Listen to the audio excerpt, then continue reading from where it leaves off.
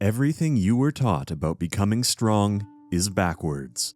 You were conditioned to believe that strength is built through accumulation, more discipline, more control, more competence, as if character were something you could reinforce endlessly until it became unbreakable.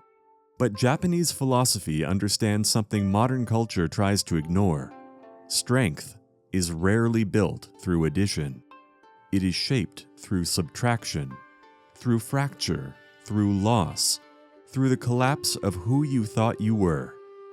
Consider a man who built his identity around being reliable, the one others depend on, the one who never hesitates. For years, that image feels solid, until one public mistake dismantles it. Not gradually, completely. What collapses is not his life, it is the story he told about himself. And that collapse is where transformation begins. Chapter 1. The Illusion of the Solid Self. He leaves that moment unsettled. The certainty he once carried now feels fragile. He replays the mistake in his mind, trying to protect the identity that slipped. Most people live this way. They mistake identity for permanence. They describe themselves in fixed terms, disciplined, capable, strong, until reality contradicts the narrative. Zen philosophy describes a state called mu, often translated as nothingness, but more accurately understood as a clearing. It is the psychological space that opens when illusion dissolves. In that clearing, the man realizes something uncomfortable. What broke was not his competence, but his assumption of invulnerability. The Stoics observed the same pattern. Suffering arises less from events and more from the interpretations attached to them. When identity fractures, what truly falls apart is the interpretation you clung to. He can either rebuild the same image, stronger, louder, more defensive, or allow the clearing to refine him. Mu is not destruction. It is the removal of what was never essential. And most people encounter it without recognizing it.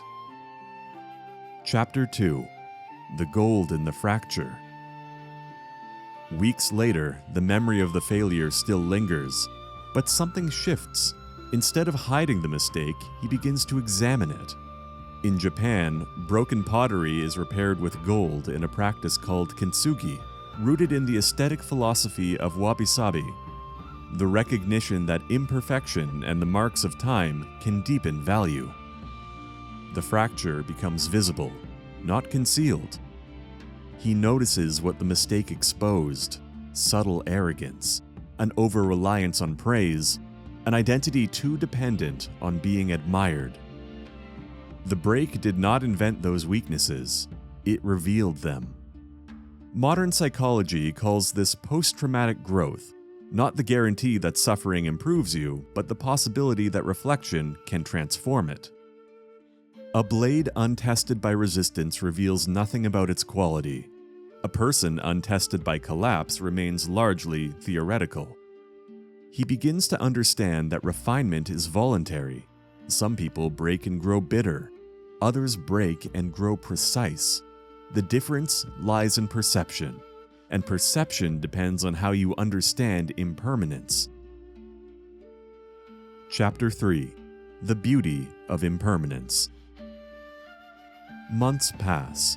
His role at work changes. Responsibilities shift. He notices an instinctive resistance, a quiet desire to return to the version of himself that once felt certain. Much of human suffering can be traced to a single expectation, that what you value should remain unchanged. Japanese culture has long embraced impermanence as structural rather than tragic. Cherry blossoms are admired, not despite their brevity, but because their fleeting beauty intensifies the experience of witnessing them.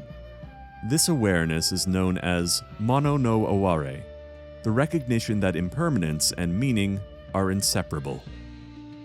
He begins to see that version of himself he is mourning was never meant to last. Identity must renegotiate itself repeatedly. The competitor becomes the mentor. The ambitious professional becomes the strategist.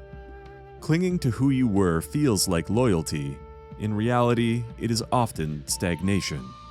Impermanence is not chaos, it is architecture. One day, life will remove something you believe you cannot survive losing. In that moment, rigidity will collapse. Adaptability will endure. He begins to loosen his grip, but impermanence alone does not fracture a person fully. Division within does. Chapter 4. The War Within. He notices another tension, subtle but persistent. His ambition pushes him towards decisions that feel slightly misaligned with his values. No one else sees the conflict. Externally, he performs well. Internally, coherence begins to strain. The Stoics warned that to live in contradiction with your principles is to wage war against yourself. Samurai ethics treated integrity as structural. A warrior who violated his code did not merely lose honor, he destabilized himself. When actions drift from conscience, cognitive dissonance emerges. To survive it, people justify, numb, detach. He considers doing the same. Instead, he pauses. Hardship can refine you. Unexamined compromise erodes you. He simplifies, recalibrates. He chooses alignment over image. Stoicism calls this virtue. Zen calls it clarity. Bushido calls it honor. Different words, same demand. Stop dividing yourself. As he realigns, strength becomes quieter, less performative, less dependent on applause. But one attachment still resists disillusion: ego. Chapter 5. The Courage to Dissolve. The final fracture is not public. It is internal. He realizes that much of his ambition was fueled by the need to appear exceptional. The failure that once humiliated him now feels almost unnecessary. Zen does not attack the ego. It observes it until its rigidity softens. When identity dissolves, what remains is not weakness, it is proportion. You cannot remain who you were and become who you are capable of being. The tension between those states is structural. Japanese philosophy does not glorify suffering, but it recognizes its inevitability. It does not idolize strength, it tempers it. It does not avoid fracture, it transforms it.